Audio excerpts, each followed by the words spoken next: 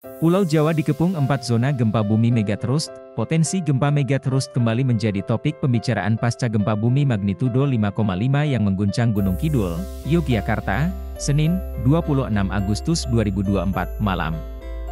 Kepala Pusat Gempa Bumi dan Tsunami BMKG, Daryono, dalam keterangan resminya mengatakan bahwa gempa tersebut berkaitan dengan megatrust. Berdasarkan lokasi epicenter dan kedalaman hiposenternya, gempa bumi yang terjadi merupakan jenis dangkal akibat adanya deformasi batuan di bidang kontak antar lempeng, megatrust. Sebelumnya, BMKG telah menyoroti dua wilayah yang berpotensi terjadi gempa megatrust, yakni Selat Sunda dan Mentawai Siberut.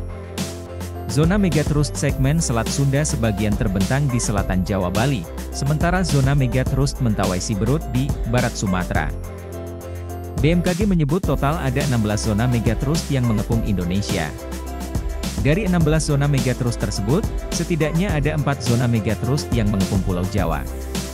Pertama adalah megatrust Bali, dengan potensi magnitudo maksimum M9,0 meski belum ada catatan sejarah gempa yang terjadi. Kedua, megatrust Jawa Tengah Jawa Timur, dengan potensi magnitudo maksimum 8,9 M, dan pernah terjadi gempa M7,2 pada 1916 dan M7,8 pada 1994.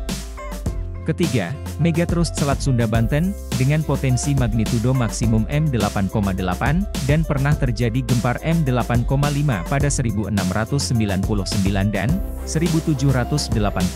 Keempat, megatrust Jawa Barat, dengan potensi magnitudo maksimum M8,8 dan pernah terjadi gempa M8,1 pada 1903 dan M7,8 pada 2006. Daryono juga mengatakan bahwa gempa megatrust di Selat Sunda dan Mentawai Siberut tinggal menunggu waktu. Para ahli menduga zona megatrust Selat Sunda dan Mentawai Siberut sebagai zona kekosongan gempa besar, seismic gap, yang sudah berlangsung selama ratusan tahun. Seismic gap tersebut harus diwaspadai karena dapat melepaskan energi gempa signifikan yang dapat terjadi sewaktu-waktu. Selain itu, data BMKG juga menunjukkan bahwa megatrust Selat Sunda dan megatrust Mentawai Siberut sudah lama tidak terjadi gempa besar. Meskipun BMKG bisa memprediksi potensi magnitudonya, namun mereka tidak bisa memperkirakan kapan gempa megatrust tersebut akan terjadi.